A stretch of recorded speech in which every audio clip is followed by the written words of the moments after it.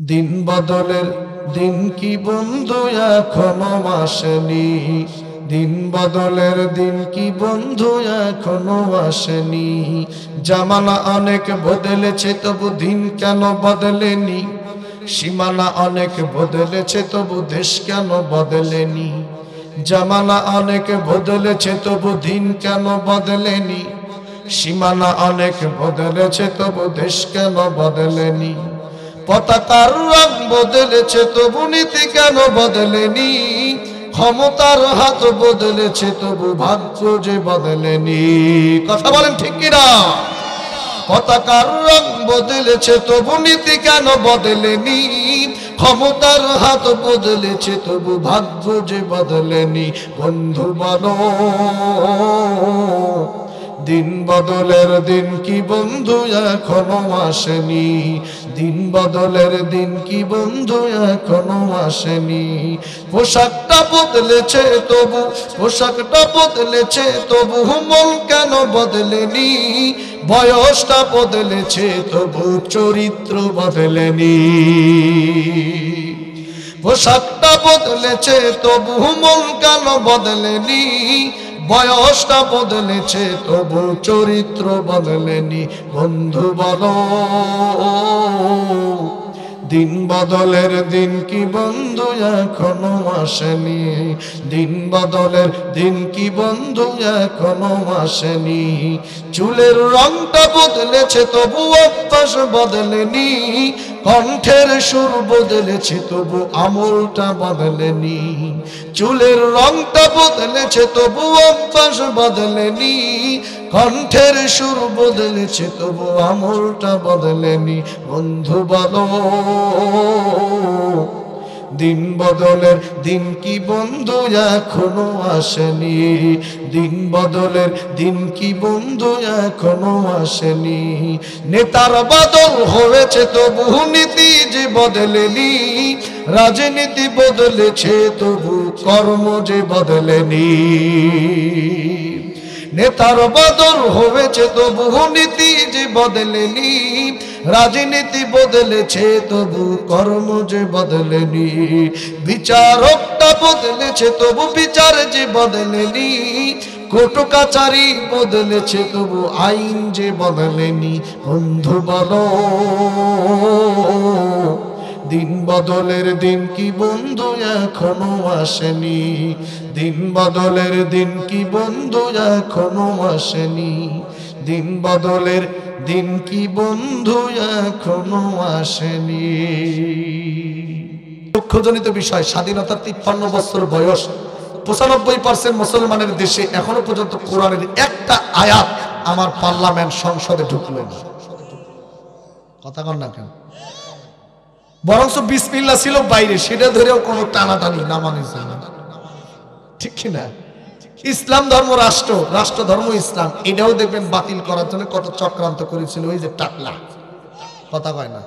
কোথায় তাদের অস্তিত্ব আজকে বিলীন হয়ে গেছে।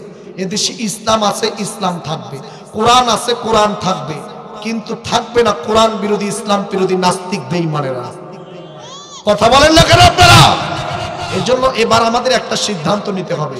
আমরা 53 বছরে যা ভুল করার করছি, যা ক্ষতি করার করছি, এখন থেকে সিদ্ধান্ত নিচ্ছি আমরা যে এই দেশে আগামীর দেশ হবে কোরআনের দেশ, আগামীর সংবিধান হবে কোরআনের সংবিধান।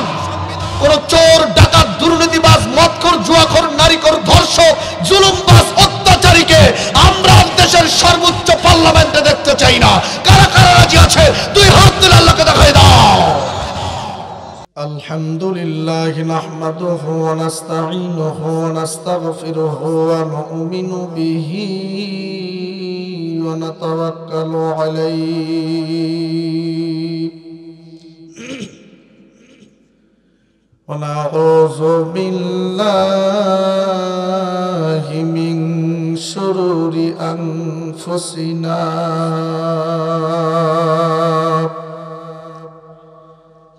ومن سيئات أعمالنا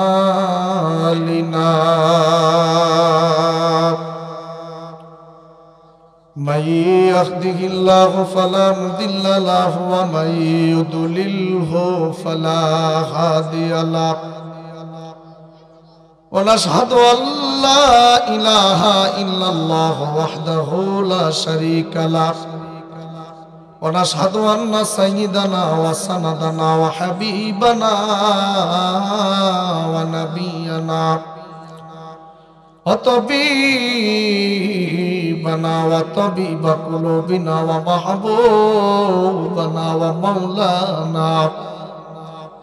ومولانا محمدا عبده ورسوله أرسله بالحق بشيرا ونذيرا وداعيا إلى الله بإذنه وسراجا وقمرا منيرا أما بعد فقد قال الله تعالى في كلامه المجيد وفي فرقانه الحميد সকলে জবান ছেড়ে দিয়ে আমার সঙ্গে পড়ুন আউযু বিল্লাহি মিনাশ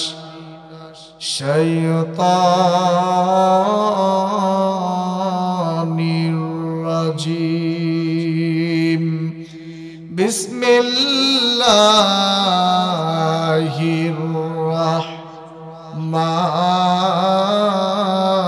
রাহমানির রাহিম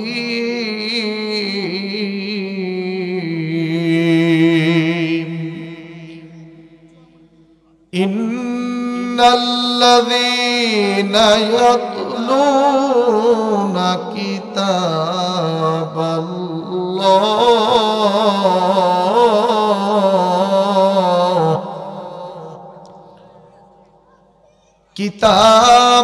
কিতাবাল্লাহি ওয়া আকামুস সালাতা ওয়া আনফাকু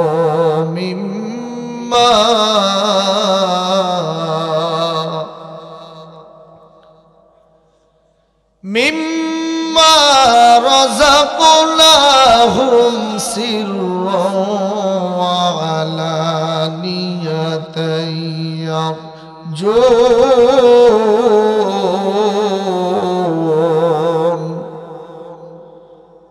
ইয়ারজুনা তিজারাতান লা তাবুর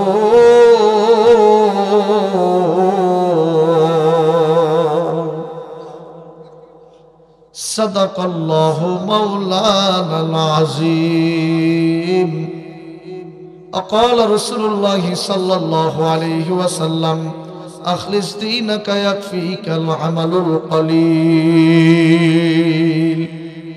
وقال رسول الله صلى الله عليه وسلم المجاهد ما جاهد نفسه في طاعة الله رواه الترمذي أو كما قال عليه الصلاة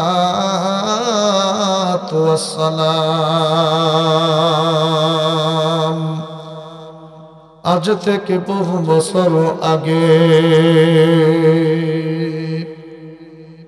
এই দুনিয়ার বুকে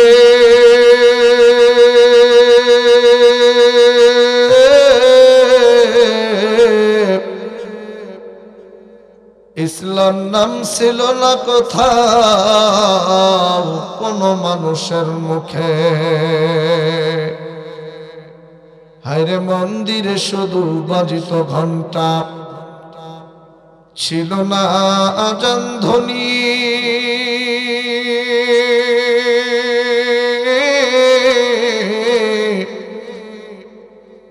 সে আধার জগতে এসেছিলে তুমি হে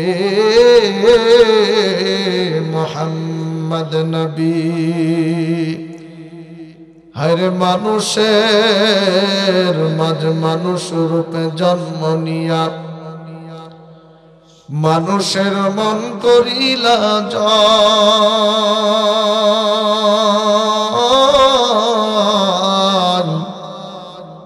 মানুষের মাঝ মানুষ রূপে জন্ম নিয়া মানুষের মন করিলা জয় কোরআন দিয়া হাদিস দিয়া ভালোবাসা দিয়া অন্তর দিয়া মন্তর দিয়া নয়। সকলে দুরূদ ইব্রাহিম পড়ি। আল্লাহুম্মা সাল্লি আলা মুহাম্মাদ ওয়া আলা আলি মুহাম্মাদ কামা সাল্লাইতা আলা ইব্রাহিম ওয়া আলা আলি ইব্রাহিম ইন্নাকা হামিদুম মাজিদ। আল্লাহুম্মা বারিক আলা মুহাম্মাদ ওয়া আলা আলি মুহাম্মাদ কামা বারাকতা আলা ইব্রাহিম ওয়া আলা আলি ইব্রাহিম ইন্নাকা হামিদুম মাজিদ। দিন বদলের দিন কি বন্ধু এখনো আসেনি, দিন বদলের দিন কি বন্ধু এখনো আসেনি। জামানা অনেক বদলেছে তবু দিন কেন বদলেনি, সীমানা অনেক বদলেছে তবু দেশ কেন বদলেনি।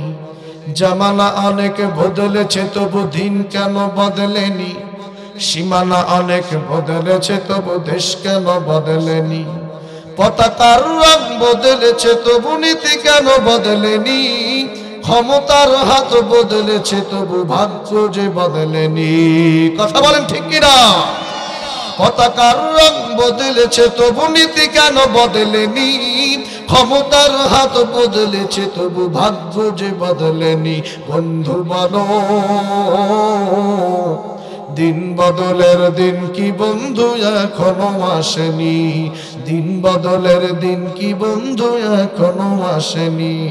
পোশাকটা বদলেছে তবু, পোশাকটা বদলেছে তবু মন কেন বদলেনি, বয়সটা বদলেছে তবু চরিত্র বদলেনি। পোশাকটা বদলেছে তবু মন কেন বদলেনি, বয়সটা বদলেছে তবু চরিত্র বদলেনি। বন্ধু বলো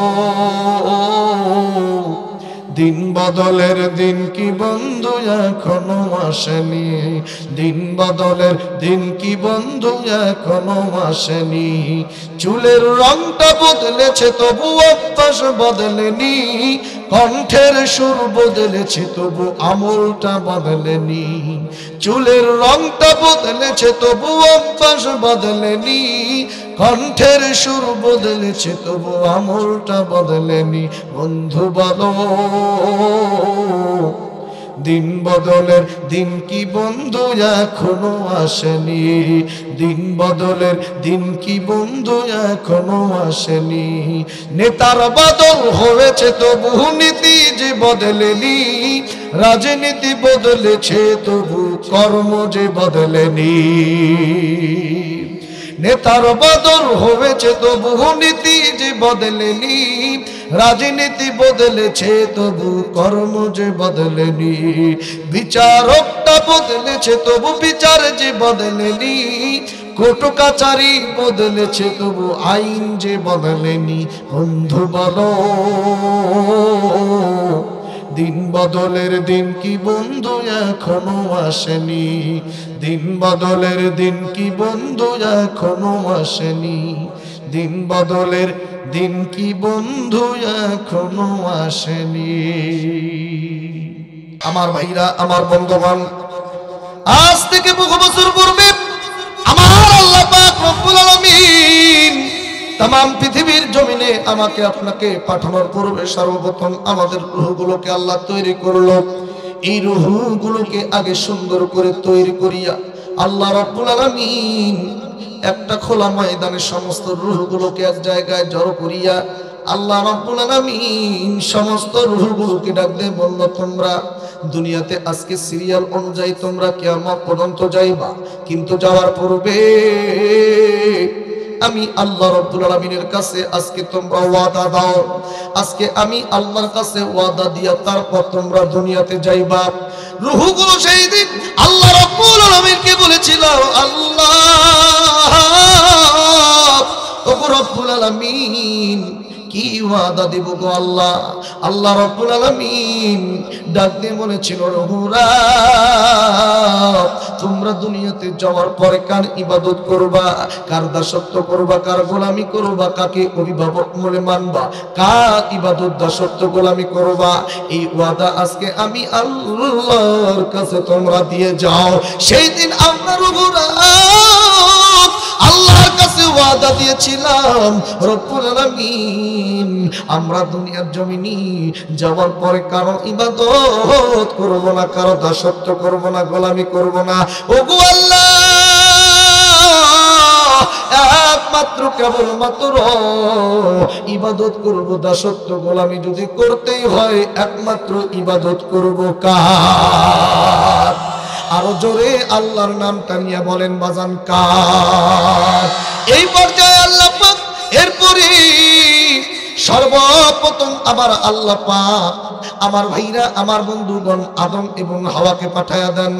আদম এবং হাওয়া আলাইহিস সালাতু ওয়াস সালামের মধ্য দিয়া তামাম পৃথিবীর জমিনে অসংখ্য মানব মণ্ডলী তৈরি হয়ে গেল। এই মানবগুলো তৈরি হয়ে যাওয়ার পর মানুষগুলো যেন আমার আল্লাহকে ভুলে না যায়, আল্লাহকে দেওয়া ওয়াদার কথা যেন তারা ভুলে না যায়, আমার আল্লাহর ইবাদত যেন ভুলে না যায়। এই জন্য আমার আল্লাহ যুগে যুগে ধাপে ধাপে প্রত্যেকটা জাতিগ্রস্ত উম্মতের জন্য আমার আল্লাহ অসংখ্য নবী রাসূল পয়গম্বর পাঠিয়ে দিলেন। আমার আল্লাহ ডাকতে বলেন, ওয়া ইন মিন উম্মাতিন ইল্লা খালা ফিহা নাযীর।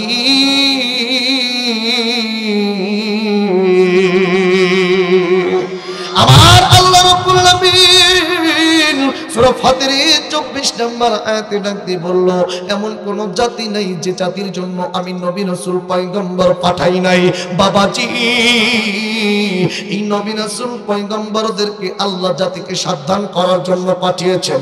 এইভাবে নবী রাসূল পয়গম্বর আস্তে আস্তে একটা পর্যায়ে ঈসা নবী পয়গম্বর দুনিয়ার জমিনে চলে আসে। কিন্তু ঈসা নবী পয়গম্বর একটা সময় দুনিয়া থেকে বিদায় নেয়।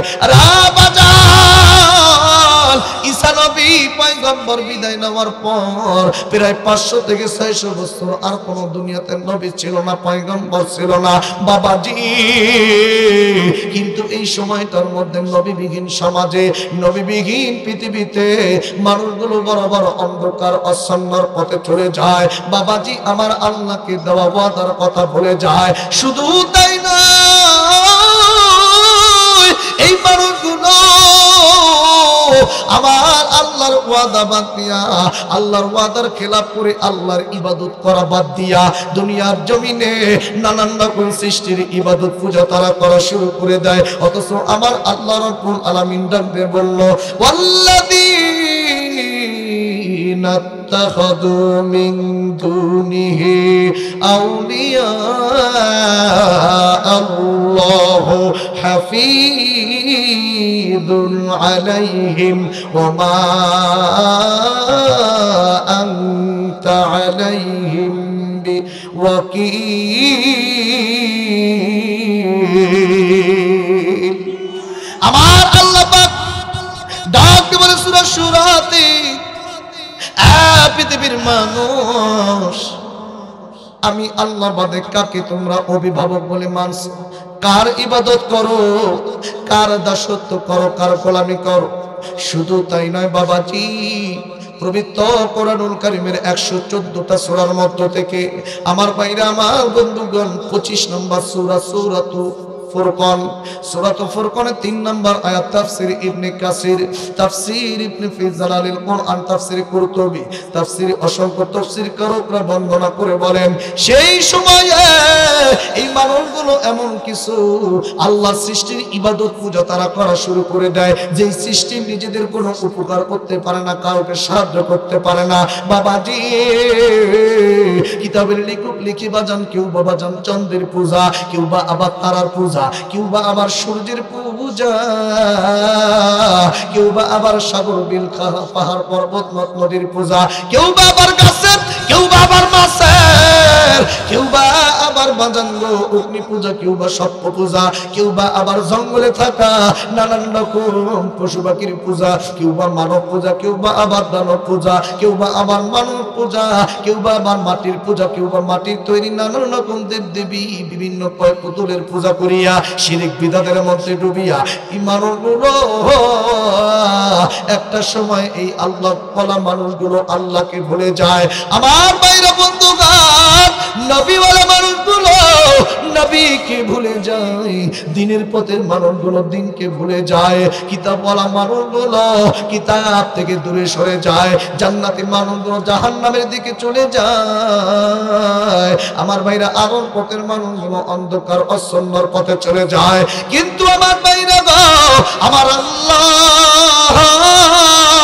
এই অন্ধকার অসন্ন পথের মানুষগুলোকে আলোর পথে সন্ধান দেওয়ার জন্য, পথ ভোলা মানুষগুলোকে সঠিক একটা পথের সন্ধান দেওয়ার জন্য, আল্লাহ ভোলা মানুষগুলোকে আল্লাহওয়ালা করার জন্য, নবী ভোলা মানুষগুলোকে নবীওয়ালা করার জন্য, আমার ভাইরা দিন থেকে দূরে সরে যাওয়া মানুষগুলোকে দিনের পথে আনার জন্য আমার আল্লাহ तमाम পৃথিবীর জমিনে মানুষের হিদায়াতের কল্যাণে বাবাজি দুই দুইটা রহমত, দুই দুইটা নিয়ামত আমার আল্লাহ तमाम পৃথিবীর মানুষের হিদায়াতের কল্যাণে পাঠিয়ে দেন। জোরে কোন সুবহানাল্লাহ।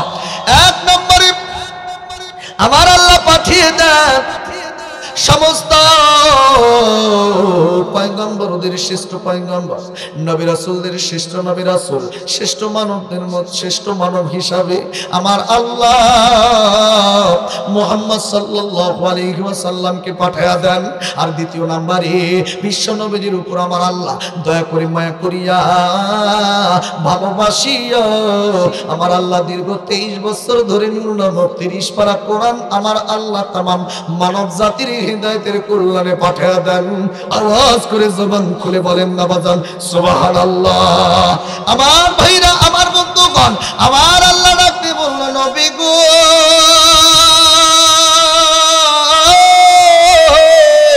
ইয়া রাসূলুল্লাহ, ইয়া হাবিবাল্লাহ, तमाम পৃথিবীর মানুষগুলোকে জানায়া দেন আমি আল্লাহ এমন একটা কিতাব পৃথিবীর মানুষের জন্য পাঠিয়েছি, এমন একটি কিতাব বান্দার জন্য বান্দীদের জন্য পাঠাইছি। এই কিতাবটি পৃথিবীর মানুষের হিদায়াতের জন্য হুদাল লিন্নাস, এমন একটা কিতাব পাঠাইছেন যে কিতাবটা আওয়ামী লীগের জন্য নয়, বিএনপির জন্য নয়, জামাতের জন্য নয়, আমার ভাইরা চরমনায়ের জন্য নয়, এরপরে আমার ভাইরা জাতীয় পার্টি সহ যত দলমত আছে কোন ব্যক্তিগত কারো জন্য কিতাব পাঠান নাই। এক কথায় হুদাল লিন্নাস, আমার আল্লাহ এক কথায় পুরো মানব জাতির জন্য হিদায়াতের কল্যাণে কোরআন পাঠাইছে। আমার আল্লাহ ডাকতে বললো হে পৃথিবীর মানুষ, তোমরা যারা অন্ধকার অসন্নর পথে আসো, পৃথিবীর কোথাও আলো খুঁজে পাচ্ছ না, শান্তি খুঁজে পাচ্ছ না, আসো আসো আমার কোরআনের কাছে আসো, আমার কোরআনের কাছে চলে আসো, আমার কিতাবের কাছে চলে আসো। তাদের জন্য আমার আল্লাহ ডাকতে বলল কিতাবুন আনজালনাহু ইলাইকা লিতুখরিজান নাসা মিনাদ-দুলুমাতি ইলান নূর। জোরে কোন আল্লাহু আকবার। আমার আল্লাহ ডাকতে বলল এমন একটি কিতাব পৃথিবীর মানুষের হিদায়াতের কল্যাণে আমি আল্লাহ পাক পাঠিয়ে দিলাম, যে কিতাব মানুষকে অন্ধকার অসমার পথ থেকে, অন্ধকারের রাস্তা থেকে আলোর পথের সন্ধান দিয়ে দিবে। একটু আওয়াজ করে জবান খুলে বলেন সুবহানাল্লাহ। আমার আল্লাহ বলেন কুল ইয়া আইয়ুহান নাস ক্বাদ জাআকুমুল হক মির রাব্বিকুম। আমার আল্লাহ তাআলা ডাকতে বলল নবীজি तमाम পৃথিবী জমিনের মানুষগুলোকে জানায়া দেন তোমাদের প্রতিপালকের নিকট হতে তোমাদের কাছে একটি সত্য কিতাব এসেছে, তোমাদের কাছে একটি হকের কিতাব আসছে, যে কিতাব তোমাদেরকে অন্ধকারের রাস্তা থেকে বাঁচাতে পারবে, যে কিতাব তোমাদের অন্ধকার অসম্মতা দূর করে দিবে, যে কিতাব তোমাদেরকে বাজান জাহান্নামের রাস্তা থেকে ফিরাবে।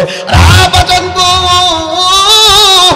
জাতির মলিবাসীরা, আমার মুসলমান ভাইরারি, পর্দার আড়ালের মায়েরা, একটু কানটা খাড়া করে কয়েকটা কথা বলবো, শুধু শুনে যান। এ বাজান প্রতিদিন তো ওয়াজ হচ্ছে আমার ভাইরা বন্ধুগণ, কিন্তু আজকের এই ময়দানে কিন্তু বছরের আজকে একটা দিন রে বন্ধু, আপনাদেরকে কিছু কোরআনের কথা শোনানোর জন্য আয়োজনটা করেছে। একটা দিন না হলে একটু ঘুম কম হবে, কি হবে? কোরআন শোনেন, কোরআন বোঝেন, কোরআন দিয়া জীবন গড়েন। আমার ভাইরা বন্ধুরি, কোরআন দিয়া জীবনটা সাজান। কোরআন থেকে কিছু কথা বলছি, শুধু নিয়ে বাড়িতে যান। তবে বাজান আজে বাজে কথা নয়, অন্য দিকের কথা নয়, প্রয়োজনীয় মূলক কিছু কথা বলছি, শুনে যান, লাভবান হতে পারবেন। পবিত্র কোরআনুল কারীমের আমার ভাইরা, আমার বন্ধুগণ, 114টা সূরার মধ্য থেকে আমি আপনাদের সামনে 35 নম্বর সূরা সূরাতুল আল ফাতির থেকে 29 নম্বর আয়াত তেলাওয়াত করেছি। পবিত্র কোরআনুল কারীমের যতগুলো সূরা আমার আল্লাহ পাক সূরা নাজিল করেছেন বান্দার হেদায়েতের কল্যাণের সত্যের জন্য, বান্দাকে জাহান্নাম থেকে বাঁচানোর পথ দেখানোর জন্য, তার মধ্যে অন্যতম একটা সূরা হলো সূরা ফাতির। এই সূরা ফাতির হইল আমার ভাইরা এমন একটি সূরা আল্লাহ পাক মক্কায় নাজিল করেন। সূরাটি মাক্কি সূরা, মক্কায় নবীজির উপর নাজিল করেন। এই পূর্ণাঙ্গ সূরার মধ্যে আমার আল্লাহর নবীজির উপর 45টা আয়াত দিয়ে আল্লাহ পূর্ণাঙ্গ এই সূরা ফাতির নাজিল করেছেন। ফাতির অর্থ হলো আদি স্রষ্টা। আর এই সূরার মধ্যে আমার আল্লাহ শানে নজুল হিসাবে পড়তে গেলে অনেক লম্বা ঘটনা, বলতে গেলে সময়ের প্রয়োজন। তবে বন্ধুরি সংক্ষিপ্ত ভাবে বলছি, খেয়াল করেন। আমার আল্লাহ এই সূরার মধ্যে বাজান গো এমন এমন কিছু বৈশিষ্ট্য দিয়েছেন যাতে করে মানুষগুলো দুনিয়াবি ব্যবসায় লাভবান হতে পারে। দুনিয়াতে যারা সফল কাম অর্জন করতে চায়, যারা দুনিয়াতে বন্ধুরি সফলতা নিয়ে আল্লাহর জান্নাতে যেতে চায়, আমার ভাইরা, আমার আল্লাহ এই বিষয় সূরাটির মধ্যে ইঙ্গিত করেছেন। শুধু তাই নয়, হাদিসের মধ্যে আসছে এমন একটি সূরা, সূরা ফাতির যদি কেউ মুখস্থ করে পড়ে, আমার আল্লাহ পুরো কোরআনের একটা মর্যাদা তাকে দান করবে। জোরে কান সুবহানাল্লাহ। আমার ভাইরা, আমার বন্ধুগণ, সেই সূরা থেকে আমি আপনাদের সামনে 29 নম্বর আয়াতটা তেলাওয়াত করেছি। আমার ভাইরা বন্ধুরি, আল্লাহ রাব্বুল আলামিন এই সূরার মধ্যে বান্দা বান্দীদেরকে ডাক দিয়ে বলছে, শোনো রে, যারা ব্যবসায় লাভবান হতে চাও, যারা ঈমানের গুণে গুণান্বিত হইয়া আখিরাতের জন্য যারা দুনিয়ায় ব্যবসা করতে চাও, আল্লাহ এই সূরাটির এই আয়াতের মধ্যে এমন 3টা কর্মসূচি ঘোষণা করেছেন, এমন 3টা বিষয় বলেছেন, এমন 3টা বিষয় নাজিল করেছেন, এমন 3টা কাজের কথা বলেছে।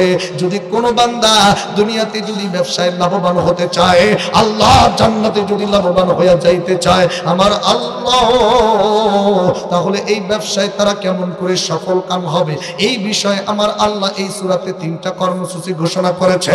হ্যাঁ মুসলমান বাবাজি, একটু আওয়াজ করে বলেন না, আল্লাহ কয়টা বিষয়ের কর্মসূচি দিয়েছেন? আর একটু জোরে বলেন, জোর হলো না। 3টা বিষয় বলেছেন গো। তাহলে বাজার আসে এই 3টা বিষয় আমরা শুনবো, এরপরে তারপর চলে যাব 3টা আমল নিয়ে বাড়িতে যাব। এবার দেখেন আল্লাহ কোন 3টা আমলের কথা এই সূরার আয়াতের মধ্যে বলে। আমার ভাইরা, আমার বন্ধুগণ, এই 3টা আমল করলে ব্যবসায় লাভবান হতে চাবো। এখন বলেন বন্ধুরি, দুনিয়ায় যারা ব্যবসা করে গো, তারা কি কখনো ব্যবসায় লস খেতে চায় নাকি? কথা কিন্তু হচ্ছে না, জোরে বলেন। দুনিয়ায় যারা ব্যবসা করে, বলেন তো তাদের ব্যবসায় কখনো তারা লোকসান হতে চায়? কেউ লোকসান হতে চায় না, লস খাইতে চায় না, সবাই শুধু লাভবান হতে চায়। কিন্তু দুনিয়ায় একবার ব্যবসায় যদি, দুনিয়াবি ব্যবসায় যদি কেউ লোকসান করে, লস খায়, আবার দেখবেন পরবর্তীতে তারা লাভ করার মতো সুযোগ আছে। কিন্তু আখিরাতের ব্যবসা যারা করবেন, আখিরাতের ব্যবসায় যদি একবার লস খায়, তাহলে দ্বিতীয়বার আর লাভ করার কোনো সুযোগ আল্লাহ দিবে না। এই জন্য আমরা আজকে পরিষ্কার ভাবে 3টা আমল নিয়ে দুনিয়াবি আখিরাতের ব্যবসায় লাভবান হওয়ার 3টা আমল শিখে যাব। আমার আল্লাহ ডাকতে বলেন, নবী গো, ইয়া রাসূলুল্লাহ, ইয়া হাবিবাল্লাহ, 1 নম্বর দুনিয়ার ব্যবসায়ীদের জন্য আমল শিখাই দিচ্ছি। আমার ভাইরা, তার পূর্বে বলবো, দুনিয়াবি কিন্তু ব্যবসা আছে, ব্যবসা 2 প্রকারের। একটু আওয়াজ করে বলেন, ব্যবসা কয় প্রকার? আর একটু জোরে বলেন। ব্যবসা হলো দুই প্রকার। এক নাম্বার ব্যবসা হলো, এটা হলো হালাল ব্যবসা, সৎ পথের ব্যবসা। আর নবীজি বলেছে যারা হালাল পথে ব্যবসা করবে, যারা সৎ পথে ব্যবসা করবে, আমার আল্লাহ সৎ পথের ব্যবসায়ীদেরকে কিয়ামতের ময়দানে শহীদের মর্যাদা দান করবেন। জোরে কন্যা সুবহানাল্লাহ। সৎ পথের ব্যবসায়ীদের প্রতি আমার আল্লাহ বলেন বারাকাতুম মিনাস সামাই ওয়াল আরদ। সৎ পথে যারা ব্যবসা করবে, আমার আল্লাহ উপর থেকে তার ব্যবসায় বরকত নাজিল করবে। আর একটু জোরে বলেন না। আরেক প্রকারের ব্যবসা আছে, সেটা হলো হারাম ব্যবসা। কি ব্যবসা? এখন বলেন হারাম ব্যবসা তো আপনাদের এদিকে নাই, একটু আওয়াজ করতে হবে, আছে না নাই? অনেকে আছে হালাল টাকা দিয়ে ব্যবসা ঠিকই করে, কিন্তু দোকানের বরকত হারাম করে ফেলে। ঠিক কিনা বলেন? যদি বলবেন হুজুর কেমন, আমাকে বললে আমি বলবো বন্ধুরি, তাহলে একটা উদাহরণ নিয়ে যান বাজার। ধরেন একজন ব্যবসায়ী কাপড়ের দোকান দিছে, পাইকারি 100 টাকা করে কাপড় কিনা দোকান দিছে। আপনি হয়তো দোকানে গেছেন, যাওয়ার পরে ডাক দিয়ে বলছেন ভাই দাম কত কাপড়ের? বললো 400 টাকা। আপনি বললেন ভাই এত কে কম রাখেন? বললো ঠিক আছে 20 টাকা কম দেন। আপনি বললেন না না 20 টাকা নয়, আপনাকে কাপড়ের দাম দেবো আমি 200 টাকা। তখন দোকানদার অনেকে বলে ভাই 200 টাকায় তো আমার কেনাও নাই। কি আছে না? আছে না? আছে না? 200 টাকার উপরে কিনা আছে। আপনি বলেন তাহলে রাখেন আমি গেলাম। পিছনের দিক থেকে দোকানদার 2-4 পা হাঁটার পরে বলবে ভাই দেখে আসেন, কত দিতে পারবেন বলেন তো? বলেন না 200 টাকা দিব, হলে দেন। আচ্ছা ঠিক আছে আর 20 টাকা দেন। কেন পারবো না, হলে দেন। তখন প্যাকেট ট্যাকেট করে দিয়ে বলবি ভাই আপনি আমার প্রথম কাস্টমারের জন্য দিচ্ছি, অথচ 10-20টা কাস্টমার গেছে। 2 নাম্বার আবার বলে আপনি আমার নিয়মিত কাস্টমার, এই জন্য আপনাকে কেনা দামে দিলাম, লাভ হলো না, লস করে দিলাম। কি আছে না? আছে না? অথচ লাভ আছে না নাই? কত? 100 বা 200, তাও বলতেছি কি কেনা দামে লস করে দিলাম। কথা কয় না? আছে না নাই? এই যে মিথ্যা কথা বললো, আল্লাহ বলে নবী গো এই মিথ্যার আশ্রয় নেওয়ার কারণে তার দোকানের বরকত সব নষ্ট করে দেন কে? কথা বলেন। অথচ এখানে যদি সত্য কথা বলে যদি 2 টাকা কম লাভ হোক, কিন্তু বারাকাতুম মিনাস সামাই ওয়াল আরদ, আল্লাহ যদি বরকত থাকে অল্প লাভের মধ্যেও শান্তি দিবেন কে? আর একটু জোরে বলেন না। এই জন্য বলবো বাবাজি সব সময় সত্য কথা বলবেন গো।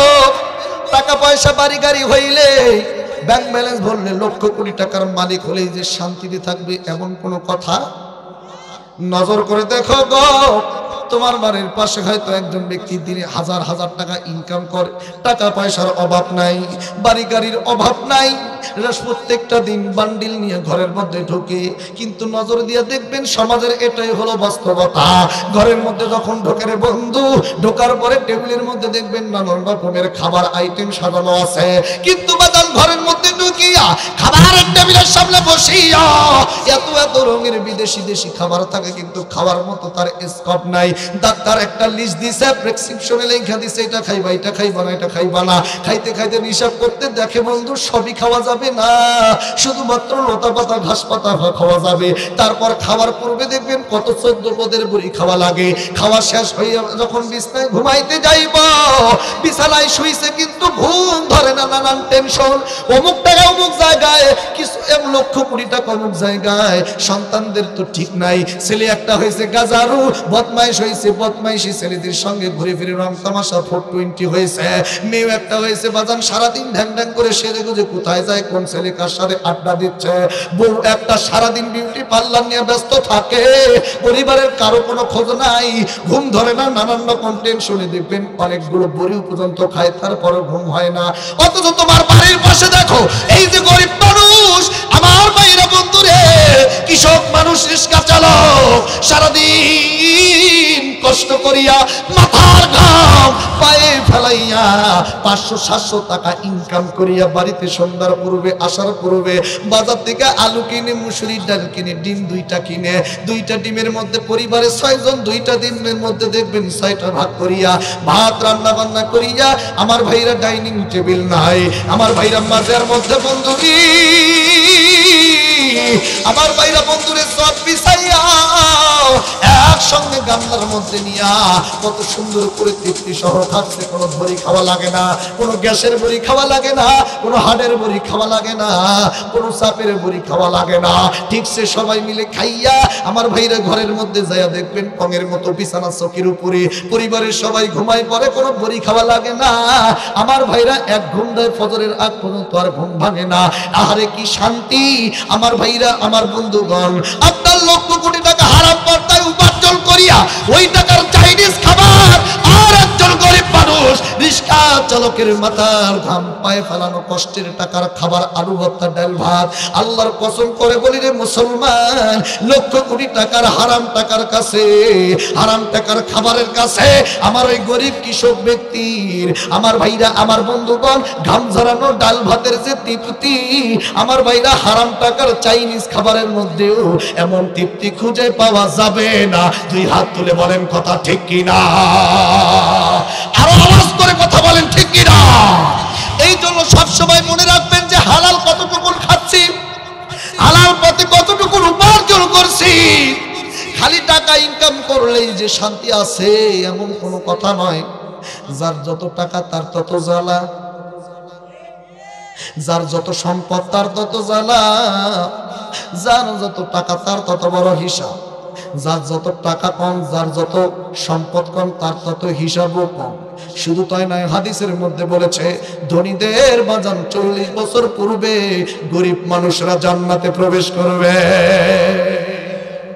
অনেকে সুবহানাল্লাহ কইলো না, মানে ওরা যে বড় লোক। যারা গরিব আছেন তারা বলেন সুবহানাল্লাহ, আর যারা ধনী আছেন, ধনী যারা, তারা চুপ থাকেন, আর যারা গরিব তারা বলেন সুবহানাল্লাহ। পানি বা চা দাও। তাহলে কি সবাই গরিব নাকি? আল্লাহ আমাদেরকে সবার প্রথমেই ধনীদের আগে জান্নাতে দেবেন। সুবহানাল্লাহ, এটা কত বড় একটা নিয়ামত না? তাহলে লক্ষ কোটি টাকা হারাম পথে উপার্জন করার থেকে কষ্ট করে 500 টাকা ইনকাম করে ওই টাকার হালাল ডাল ভাতের মধ্যে তৃপ্তি আছে না নাই? কোটি টাকার মালিক দেখো, অভাব হয় না দূর, গরিব ঘুমায় আরাম করে মনটা বাহাদুর। ফেরাউনের লাশটা দেখো, ফেরাউনের লাশটা দেখো, মিশর জাদু ঘরে খায় না মাটি, পোকা মাছি সবে ঘৃণা করে। হৃদয়ে থাকিবে যাহার নম্রতা সদা, রহমতা শিবে সে তা প্রভুর আদা। বড় বড়াই থাকলে দিলে, বড় বড়াই থাকলে দিলে রহমত আসবে না, নিজেকে নিজে ছোট মনে করিও সদা। উঁচু জমিন থেকে পানি নিচু জমিনে যায়, উঁচু জমিন থেকে পানি নিচু জমিনে যায়। আমার ভাইরা, আমার বন্ধুগণ, এই জন্য সবসময় নিজেকে নিচু রাখবেন। গরিব আছি, ভালো আছি, আল্লাহ যতটুকু দিচ্ছে ততটুকুনি সন্তুষ্ট আছি। অনেক ব্যক্তি দেখবেন বন্ধু, একজন ব্যক্তি ভালো আছে, ভালো খায়, ভালো চলতেছে, কিন্তু আপনার আশপাশের অনেক মানুষ দেখবেন আপনি ভালো চলেন, এটা তারা সহ্য করতে পারে না। আপনি ভালো আছেন, ভালো খাচ্ছেন, ভালো সম্মানে আছেন, অনেক ব্যক্তি সহ্য করে না। হিংসার আগুনে দাউ দাউ করে চলে। আবার একই মায়ের পেটে 3 ভাই, 4 ভাই, 2 ভাই, এক ভাই একটু ভালো আছে, ভালো খাচ্ছে, ভালো আছে, নিজের আপন মায়ের পেটের ভাই হইয়া দেখবেন অপর ভাইয়ের বড় ভাই বা ছোট ভাই নিজের ভাইয়ের ভালো দেখতে পারে না, হিংসায় জ্বলে, আর নিজের ভাই হইয়া নিজের ভাইয়ের ক্ষতি করার চেষ্টা করে। আছে না নাই? কি হবে হিংসা করিয়া? হিংসা আপনার আমার নেক আমলকে জ্বালিয়ে দেবে। নবীজি বলেছে হিংসা করো না। যাদের মধ্যে হিংসা আছে তাদের সমস্ত নেক আমল আল্লাহ জ্বালিয়ে দেন, শুকনা কাঠের মতো জ্বলে যায়। অথচ আমাদের সমাজে হিংসুক লোক আছে না নাই? কথা বলেন না কেন? এক গল্পের মধ্যে পড়ছিলাম, এক কৃষক ব্যক্তি হাল চাষ করতে যায় একটা পাথর পেয়েছে।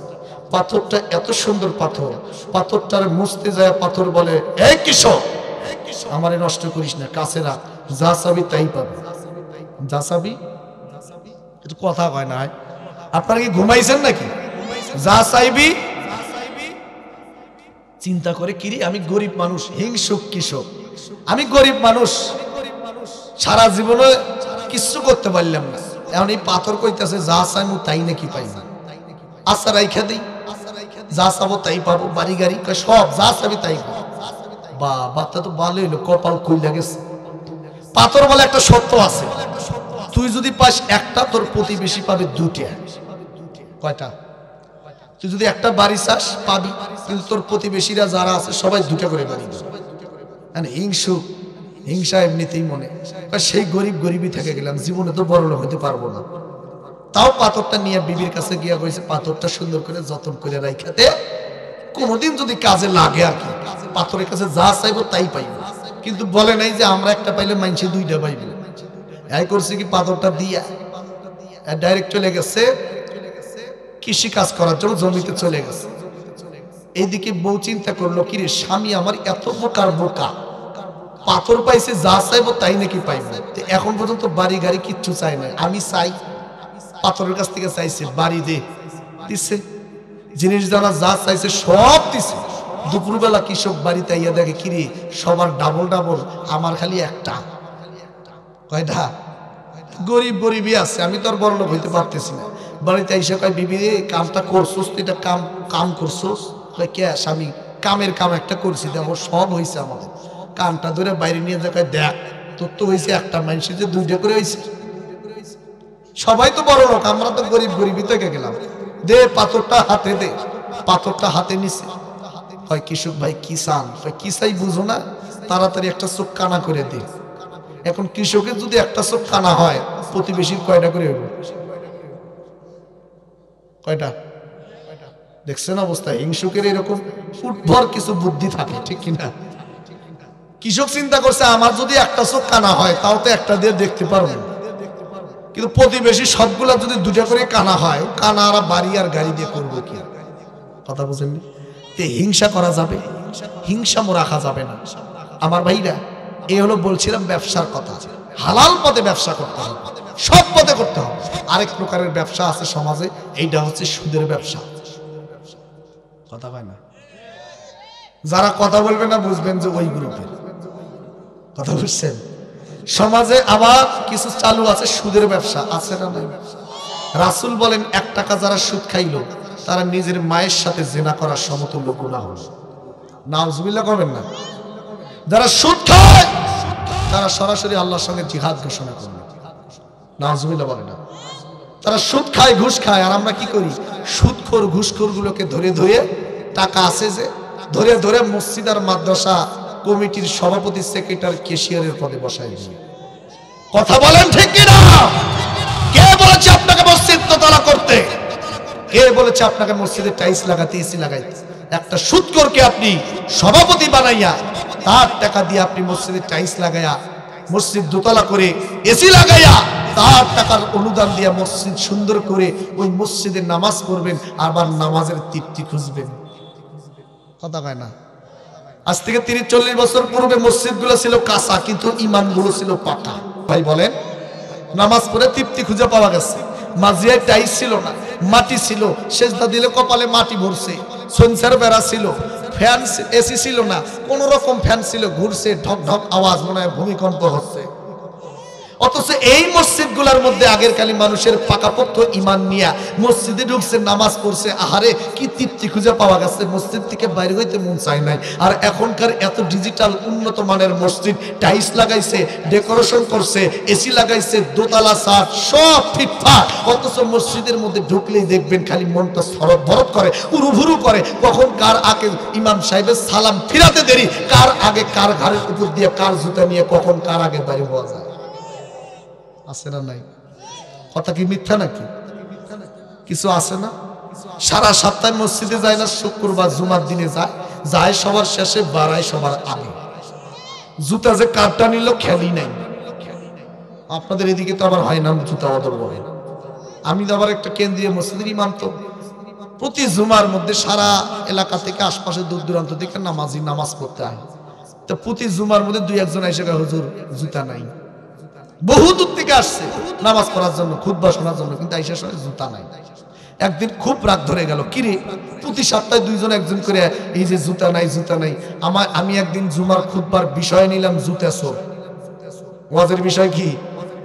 জুতা চোরের বিষয়ে একদিন ওয়াজ করলাম, কোরআন হাদিস দিয়া বাবা সাবা নরম সুরে গরম সুরে যত প্রকারের ভাবে বোঝানোর খুব করে বুঝাইলাম। পুরো 45 মিনিট খালি জুতা চোরের নিয়েই ওয়াজ করলাম যে ভাই করা যাবে না, খবরদার। এবং এটাও বলেছি আগামীতে জুতা চোর যদি ধরা পড়ে কঠিন শাস্তি হবে, দেখে নেওয়া হবে, কঠোরভাবে জুতা চোরকে হুঁশিয়ার দিয়ে দিলাম। অথচ দুঃখজনিত বিষয় হলো সেদিন বের হয়ে দেখি আমার জুতাই নাই।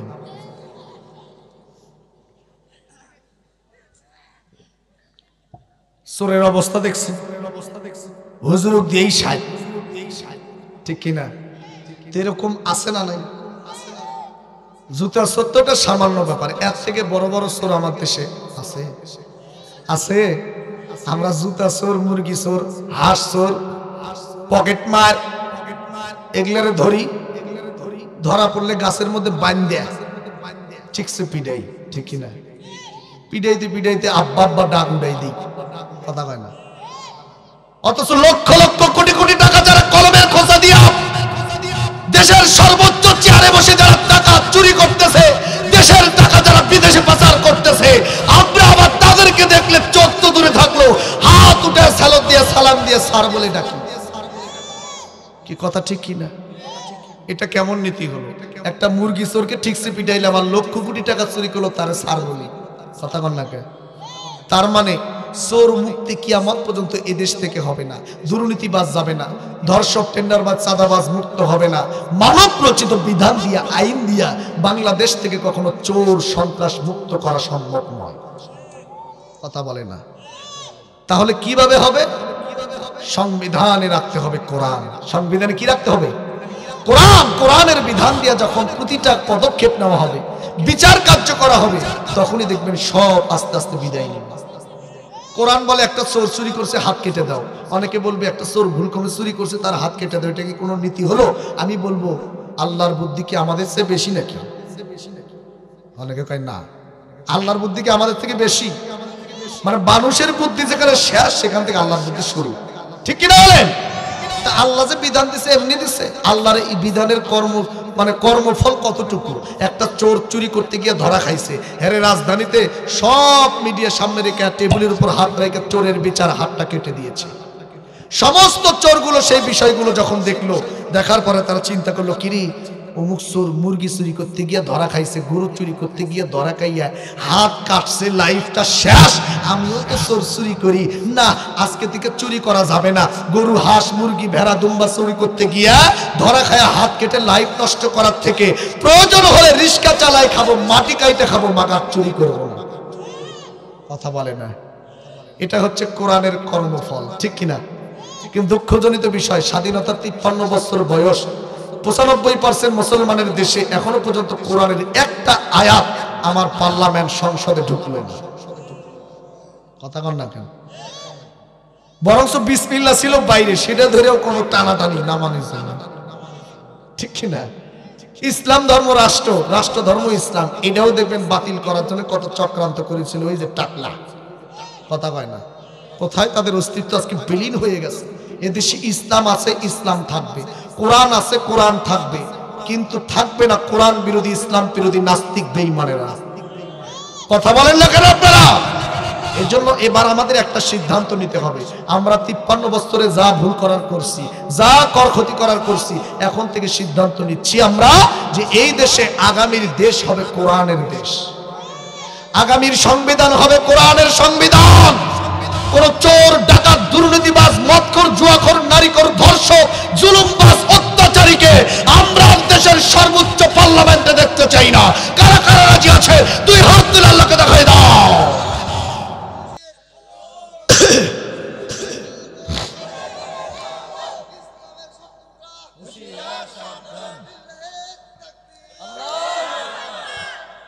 রাজি আছেন সবাই? কথা কয় না। কতটুকু রাজি এটা আমি অনেক দেখেছি। এক ছেলে চিন্তা করলো, সারা জীবন শুনেছি কুকুরের লেজ বেকা, কুকুরের লেজ কি একটু সোজা করবো কেমনে, একটা বাঁশের চোঙ্গা কাইডিয়া লেজের সাথে দিয়ে দড়ি দিয়ে বাইন্দা কয় দেখ লেজ সোজা হয়ে গেছে, দেখ তোর লেজ নাকি সোজা হয় না, সোজা হয়ে গেছে। কুকুর ডাক দিয়ে মানে বলতেছে হ্যাঁ সোজা তো হয়েছে, কতক্ষণ, আধা ঘন্টা, 1 ঘন্টা, 2 ঘন্টা, 3 ঘন্টা, এরপর ছাইরা দিয়া দেখ, কি ছাইরা দিয়া দেখ যে আর সে কথা বলে।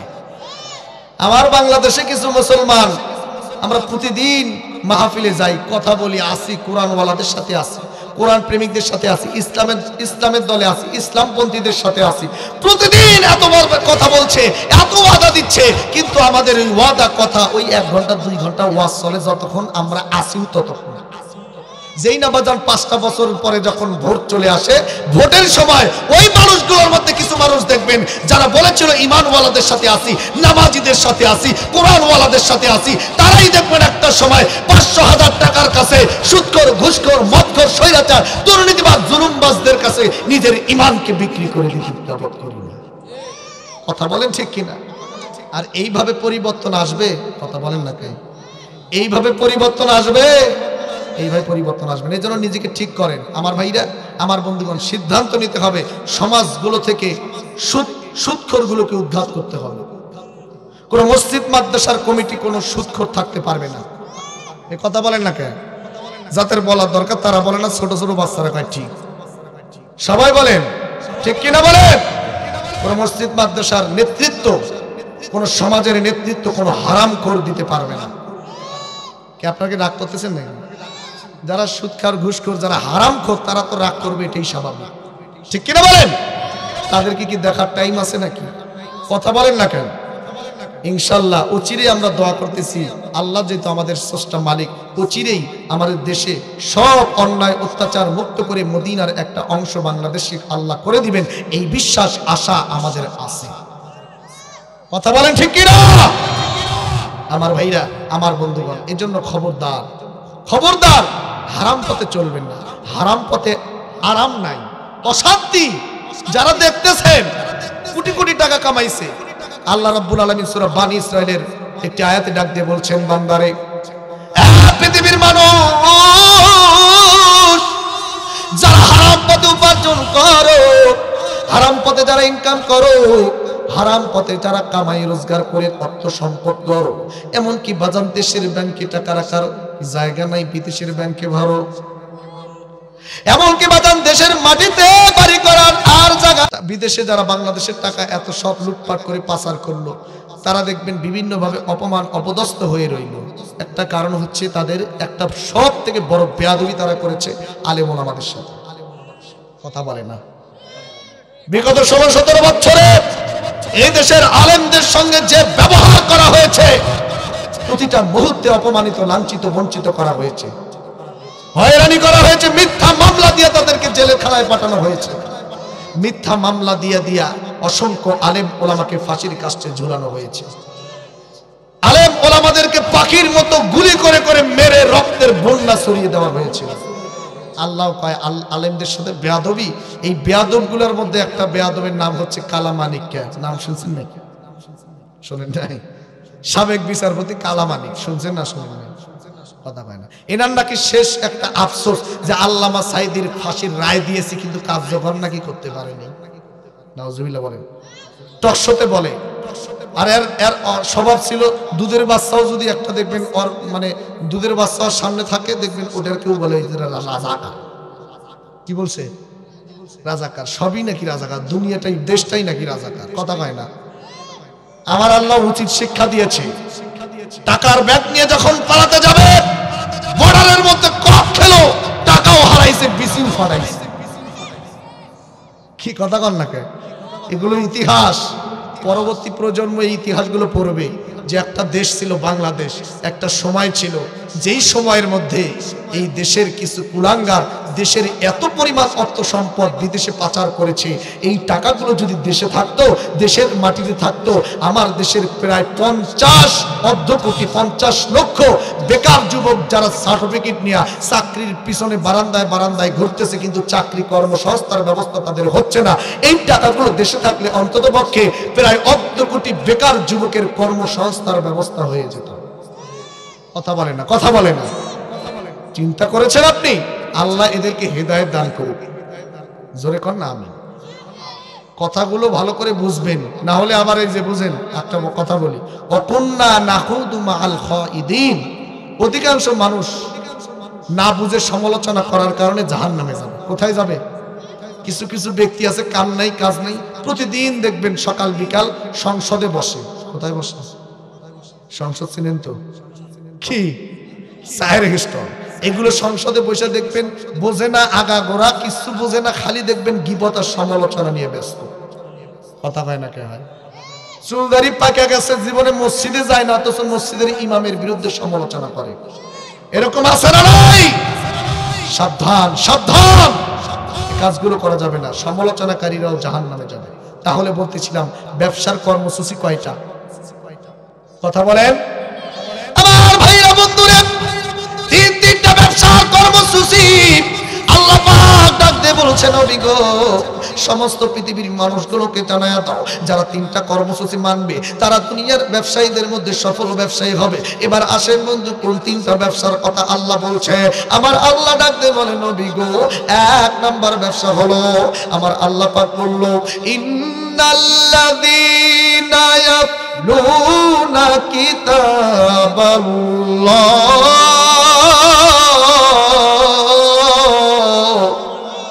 আর একটু জোরে বলেন না আল্লাহু আকবার।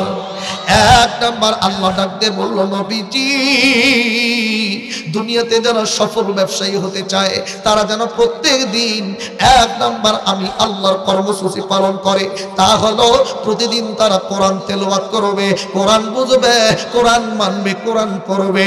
আফালা ইয়াতাদাব্বারুনাল কুরআনা আম আলা কুলুবিন আকফালুহা। আমার বাইরে বন্ধুরে কোরআন পড়ার কথা বলছে, কোরআন তেলাওয়াত করার কথা বলছে। আমার আল্লাহ বলল, এমন একটা কিতাব আমি কোরআন দুনিয়াতে পাঠাইছি, এই কিতাব, এই কোরআন কোন ব্যক্তি যদি ঘরে পড়ে ঘরের বরকত বাড়িয়ে দেন কে? এমন একটি কিতাব আল্লাহ পাঠাইছেন, এই কিতাব যদি ব্যবসায় পড়েন ব্যবসার বরকত দিবেন কে? কোন প্রতিষ্ঠানে পড়লেন প্রতিষ্ঠানের বরকত বাড়িয়ে দেবেন কে?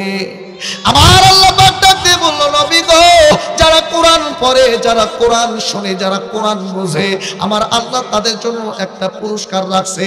বাবাজি এতগুলো মানুষ যারা বসে আছেন রাতের ঘুমকে হারাম করে কোরআন শোনার জন্য, বোঝার জন্য, কোরআন মানার জন্য, আসেন না বাজান, আল্লাহ আপনাদের জন্য একটা পুরস্কারের ব্যবস্থা করেছেন। আমার আল্লাহ ডাকতে বলল, নবী গো ইয়া রাসূলুল্লাহ, ইয়া হাবিবাল্লাহ, একটা পুরস্কার আমি আমার কোরআন শুনলে ওয়ালাদেরকে দান করব। আল্লাহ রাব্বুল আলামিন ডাক দিয়ে বলল, ইন্নামাল মুমিনুনাল্লাযীনা ইযা যুকিরাল্লাহু ওয়াজিলাত কুলুবুহুম ওয়া ইযা তুলিয়াত আলাইহিম আয়াতুহু যাদাতুহুম ঈমানাও ওয়া আলা রাব্বিহিম ইয়াতাওয়াক্কালুন। আমার আল্লাহ ডাক দিয়ে বলো, নবী গো তাম পৃথিবীর মানুষগুলোকে জানায়া দাও, মুমিন তো তারাই যাদের সামনে আল্লাহকে স্মরণ করা হলে, আল্লাহর কোরআন পড়া হলে তাদের অন্তরটা নরম হয়ে যায়, ভিতরের মধ্যে ভয় ঢুকে যায়, এবং আয়াতসমূহ যখন তেলাওয়াত করা হয় আমার আল্লাহ মুমিনদের ঈমানকে বৃদ্ধি করে দেন। তার মানে যারা এখানে বসে আছেন আর তারা আজকে কোরআনের কথা শুনছেন, তাদের ঈমান বৃদ্ধি করে দিবেন কে? আর একটু জোরে বলেন কে? 1 নাম্বার কর্মসূচি হলো কোরআন তেলাওয়াত করা। জোরে বলেন কি করা? পুরো কোরআন আমার আল্লাহ বান্দার তেলাওয়াতের জন্য নাজিল করেছে। তোমরা কোরআন পড়ো, কোরআন পড়ো। কিন্তু বাবাজি, আমরা এই কোরআন যথা সময় পড়ি না। প্রতিদিন কোরআন কিছু অংশ তেলাওয়াত করার কথা আছে, কিন্তু বাজান আমরা তেলাওয়াত করতে চাই না, আমরা কোরআন পড়তে চাই না। আমরা শুধু কোরআন পড়ি, আমাদের আত্মীয় স্বজন যদি মারা যায় তার লাশের পাশে বৈশা ওই সময় কোরআন পড়ি। যদি কেউ মারা যায় তার কবরের কাছে যায় কোরআন পড়ি। বেঁচে থাকতে ওই ব্যক্তি কোনোদিন কোরআন পড়লো না, ওই ব্যক্তি কোরআনের কাছে আসলো না, কোরআন বুঝলো না, ধরলো না। আর মারা যাওয়ার পর কোরআন আপনি যতই পড়েন, ওই কোরআন দিয়ে তার কাজ হতেও পারে, নাও হতে পারে, কিন্তু জীবিত অবস্থায় কোরআন পড়েন গো। আমার নবী আবু দাউদ শরীফের মধ্যে বলেন, যারা কোরআন জীবিত অবস্থায় পড়ে পড়ে পড়ে তেলাওয়াত করে, আমার আল্লাহ তার কবরে আযাব মাফ করে দেন। জোরে কন্যা সুবহানাল্লাহ। আমার আল্লাহ পুরো কোরআনটা আমলের কিতাব হিসেবে নাজিল করেছে। বান্দা যেখান থেকেই পড়ো না কেন সওয়াব আছে না নাই? আর একটু জোরে বলেন, আছে না নাই? পুরো কোরআন আমার আল্লাহ বানাইছে আমলের কিতাব, আর আমরা এই কোরআনকে আজকে বানাইছি তাবিজের কিতাব। কথা বলেন না কেন?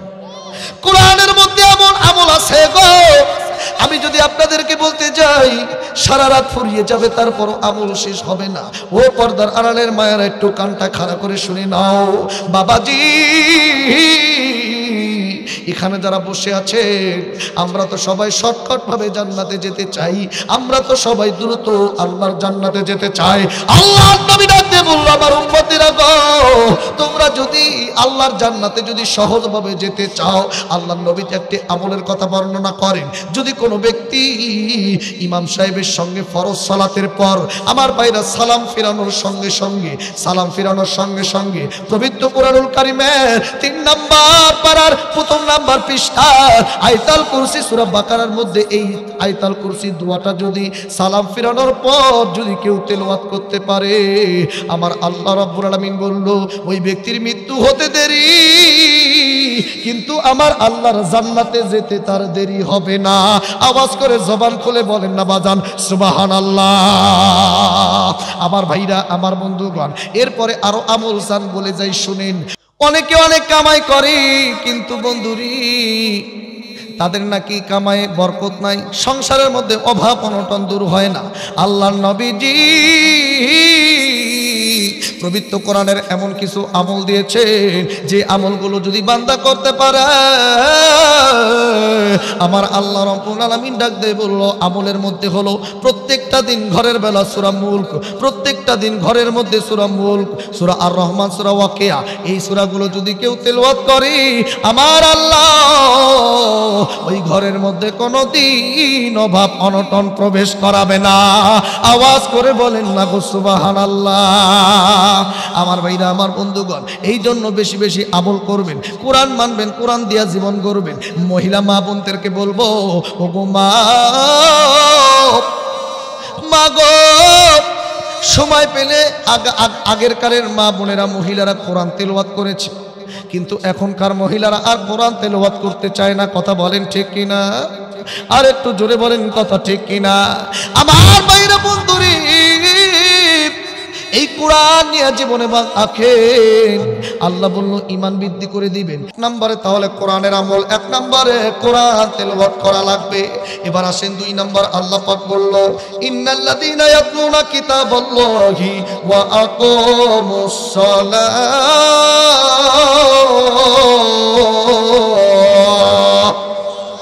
জোরে বলেন আল্লাহু আকবার। এইবার আল্লাহ পাক ডাক দিয়ে বলো, নবীজি 2 নম্বর বান্দা নামাজ পড়বে, নামাজ কায়েম করবে, সালাত পড়বে, সালাত কায়েম করা লাগবে। আমার ভাইরা, আমার বন্ধুগণ, ঈমান আনার পরে সালাত ছাড়া, নামাজ ছাড়া কেউ কি ঈমানদার হতে পারবে? একটু জোরে বলেন, জান্নাতে যেতে পারবে?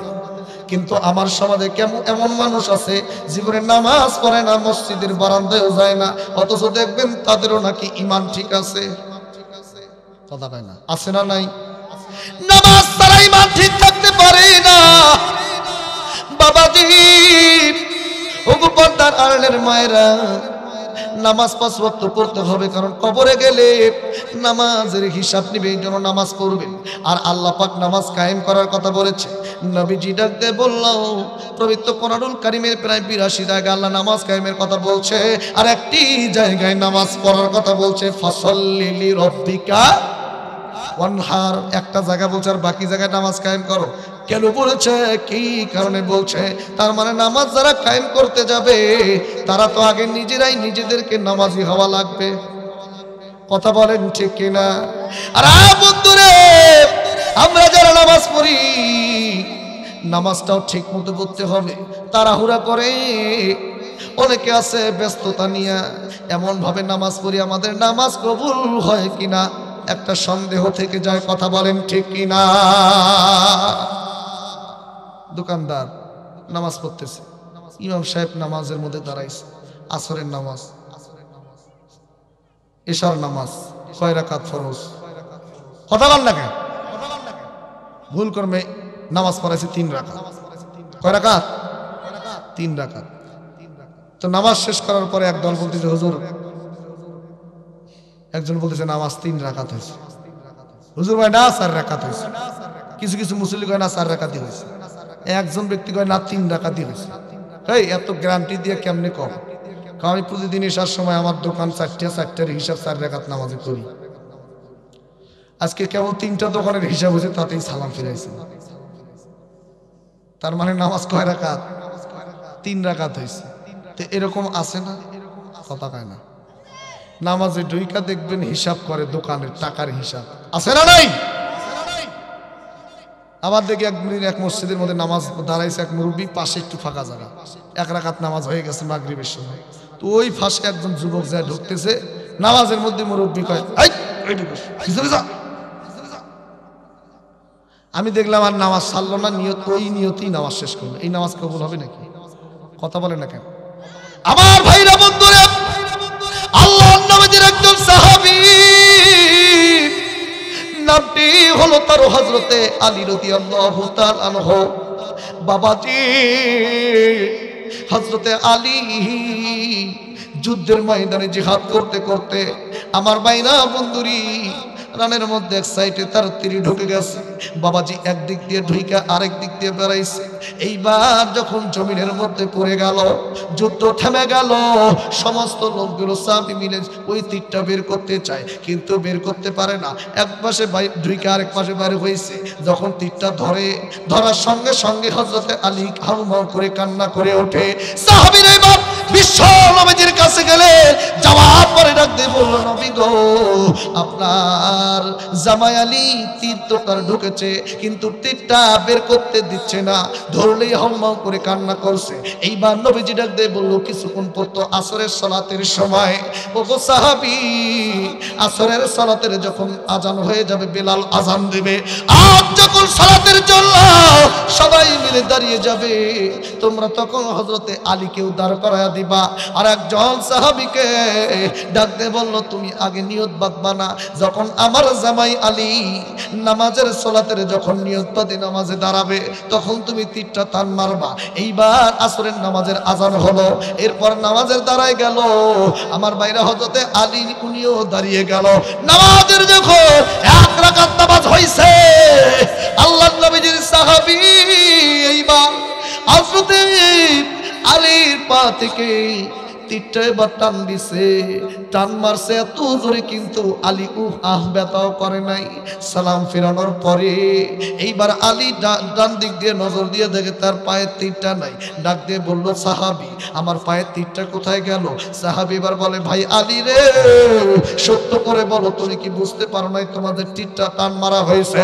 হযরত আলী ডাক দিয়ে বলল, ও আল্লাহর নবীর সাহাবী, আমি যখন নামাজের মধ্যে দাঁড়াইলাম, নামাজের এতটাই মজা পাচ্ছিলাম, আমার পা থেকে তীরটা টান মারছো, আল্লাহর কসম, নামাজের তৃপ্তিতে আমি আমার তীর টান মারার ব্যথার কষ্ট আমি এক বিন্দু পরিমাণ বুঝতে পারি নাই। জোরে কান আল্লাহু আকবার, আরো জোরে জোরে জবান খুলে বলেন আল্লাহু আকবার। যুদ্ধের ময়দানে বিশ্ব নবীজি তাবু করলেন, তাবুকের মধ্যে গভীর রাত্রিতে ঘুমিয়ে পড়বেন। এমন সময় আমার ভাইরা রে দুইজন সাহাবীকে বললো তোমরা পাহারা দাও, সবাইকে তো ঘুমানো যাবে না, পাহারা দাও তোমরা। নবীজি তাবুকের ভিতরে ঘুমাইছে। এইদিকে একজন সাহাবী আরেকজন সাহাবীকে ডাক দিয়ে বলল, ভাই গো দুইজনে জেগে থেকে কি করব? তুমি ঘুমাই যাও, আমি চেতন আছি, আবার আমি ঘুমাবো, আমি তোমাকে ডেকে দিব, তুমি পাহারা দিবা, আমি ঘুমাবো। এইবার একজন সাহাবী ঘুমিয়ে পড়লো, আর সে পাহারা দিচ্ছে। সে আবার চিন্তা করলো অযথা সময় নষ্ট করে কি করব, একটু আমি যদি নামাজ পড়ি, নামাজে নফল নামাজ পড়ি, তাহলে তো একটু উপকার হয়। এ বন্ধুরে তাওয়াক্কুল করিয়া সাহাবী এইবার সালাতে দাঁড়িয়ে গেল। এ বাজারে সালাত যখন করতেছে, দূর থেকে একজন কাফের নজর করে দেখে রে আমার ভাইরা একজন লোক মনে দাঁড়ায় আছে, কিন্তু ওটা লোক না গাছ এটা বুঝতে পারলো না। এরপরে বন্ধুরি দূর থেকে একটা তীর মারলো, যে দেখি মানুষ হলে তো নড়াচড়া করবে বাজান গো, আর গাছ হলে তো নড়াচড়া করবে না, এই জন্য একটা তীর মারলো, কিন্তু কোনো নড়াচড়া নাই।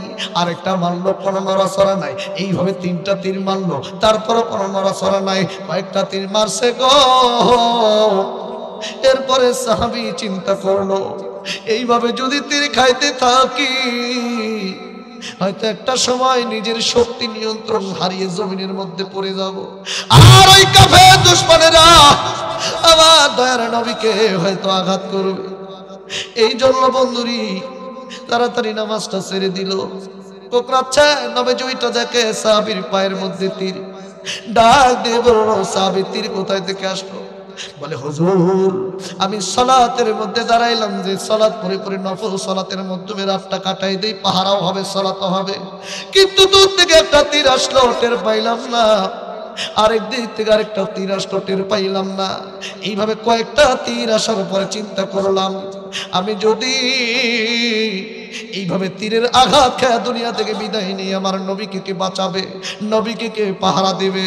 ইয়া রাসূলুল্লাহ, নবীকে যদি পাহারা দেওয়া লাগতো না লাগতো, নবীজির কথা চিন্তা যদি মাথায় না আসতো, আল্লাহর কসম এমন হাজারটা তীর খাইতাম, কিন্তু নামাজের এত তৃপ্তি মজা, একটা তীরের ব্যথা কষ্ট অনুভব করতাম না। জোরে কোন সুবহানাল্লাহ। অথচ সেই সালাত আজকে আমাদের মাঝে আছে নাকি? কথা নেই, সেই সালাত আজকে আমাদের মধ্যে নাই।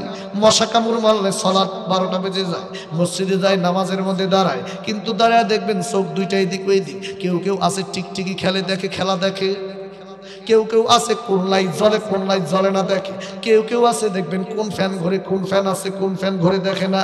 আর কিছু সংখ্যক যুবকের আছে মসজিদের মধ্যে যাইয়া এরা তো নামাজ পড়ে না, এদের কার্যকলাপ দেখলে মনে হয় শয়তান আর বান্দর দুইজন মিলে ভাগ বাট্টা করে তাদের দায়িত্ব কিছু যুবকদেরকে দিয়ে গেছে, তোরাই বান্দরামি কর, আমরা রেস্টে থাকি। কথা কন লাগান। মসজিদে গিয়ে দেখবেন সে একজন রুকুতে গেছে, পিছনের দিক থেকে মাথা দিয়ে মারে পাছাত ঘুতে আছে না? আমার ভাইরা, আমার বন্ধুগণ, এই জন্যই কাজগুলো করা যাবে না। বাবাজি আসেন বাজান, 2 নাম্বার সালাত আমরা ঠিকঠাক মতো তারতিলে শহীদ আদায় করি। 3 নাম্বার আল্লাহ পাক ডাক দিয়ে বলল, ওয়া আকামুস সালাতা ওয়া আনফাকু মিম্মা রাযাকনাহুম সিররাও ওয়া আলানিয়াতাই ইয়ারজুনা তিজারাতাল লান তাবুর। আর একটু জোরে বলেন আল্লাহু আকবার। এইবার একটু মনোযোগ দেন বাজান।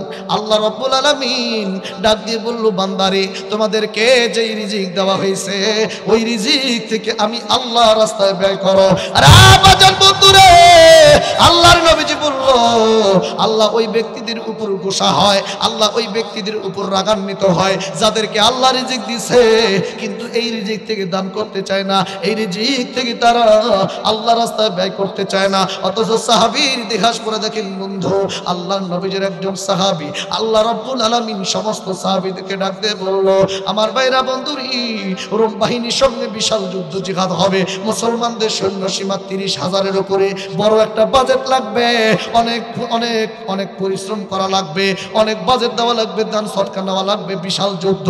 সমস্ত সাহাবীদেরকে আল্লাহর নবী নবীজি ডাকতে বলল সাহাবী বড় একটা জিহাদের জন্য তোমরা কে কি দিবা নিয়ে আসো। সমস্ত সাহাবীরা দৌড় মেরে চলে গেলেন যে যার মতো।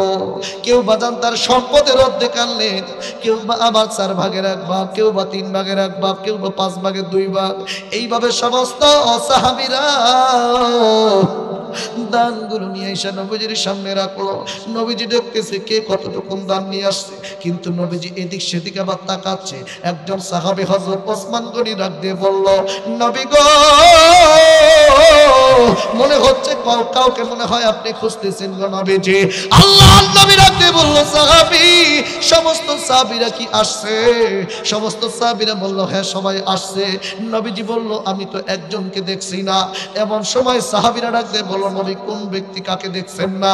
আল্লাহর নবী নজর দিয়ে দেখে রে, তোমাদের মধ্যে সমস্ত সাহাবীরা আসছে, কিন্তু আমার খেলার সাথে হিজরতের সাথে আমার বন্ধু আবু বকর সে কোথায়? তার তো দান এখনো পৌঁছাইল না। একজন সাহাবী ডাক দিয়ে বলল, নবী গো, ইয়া রাসূলুল্লাহ, ইয়া হাবিবাল্লাহ, নবীজি আপনার বন্ধু আবু বকর আমি দেখেছি, সে কোথায় আছে? নবীজি বলল, কোথায় আছে? ইয়া রাসূলুল্লাহ, ওই যে খেজুরের আড়াল হয়ে দাঁড়ায় আছে। আল্লাহর নবী যেইবার সাহাবীকে ডাক দিয়ে বলল, আবু বকর আসো আসো, তাড়াতাড়ি তোমার দান কেন নিয়ে আসো না? আবু বকর যখন খেজুর গাছের আড়াল থেকে বের হয়েছে, আমার দয়ার নবীজি নজর করে দেখে আবু বকরের পরনের মধ্যে চট দেখা যায়। কাছে আসার পরে কাঁদতে কাঁদতে আবু বকর তার দানটা দিল। দানের মধ্যে সবাই নজর করে দেখে রে, হযরত আবু বকর রাদিয়াল্লাহু তাআলা আনহুর 1 পেয়ালা দুধের পাত্র, 2টি খেজুর আর একটা লুঙ্গি। নবীজি ডাকতে বল, আবু বকর তুমি কি কি আনছো? নবীজি গো, বাড়িতে চলে গেলাম, যাওয়ার পরে ঘরের মধ্যে তেমন কিছু পেলাম না। 1 পেয়ালা দুধ পাইলাম, দুধের পাত্র পাইলাম, 2টা খেজুর পাইলাম। এই নিয়ে যখন আসতেছি দেখি একটা চট। আমি এই চটটা চিন্তা করলাম এটাও ইসলামের জন্য দেই, কিন্তু চটের দিকে তাকাইতে একবার চটের দিকে তাকাই, আরেকবার আমার লুঙ্গির দিকে তাকাই। ওগো নবীজি, নজর করে দেখলাম আমি আমার লুঙ্গি আর চটের দিকে তাকায় দেখি চটের থেকে লুঙ্গিটার তো দাম বেশি। নবী গো, আমি একটা টান দিয়ে আমার লুঙ্গিটা কইরা চটটা পরিয়া লুঙ্গিটা আনছি গো নবীজি। যদি আমার লজ্জাস্থান টাকা না লাগতো, আল্লাহর কসম আমি আবু বকর ইসলামের জন্য আমার পরনের চটটাও দান করে দিতাম। আল্লাহু আকবার। আল্লাহর নবী কাঁদে, সাহাবীরা কাঁদে। আল্লাহর নবী ডাক দিয়ে বলল, সাহাবীরা তোমরা যে যতই দান করো না কেন, আজকের এই দানের মধ্যেই সব থেকে বেশি আমার আল্লাহর দরবারে, মাওলার দরবারে হযরতে আবু বকরের সামান্য দান আল্লাহর দরবারে বেশি কবুল হয়েছে। জোরে কোন সুবহানাল্লাহ।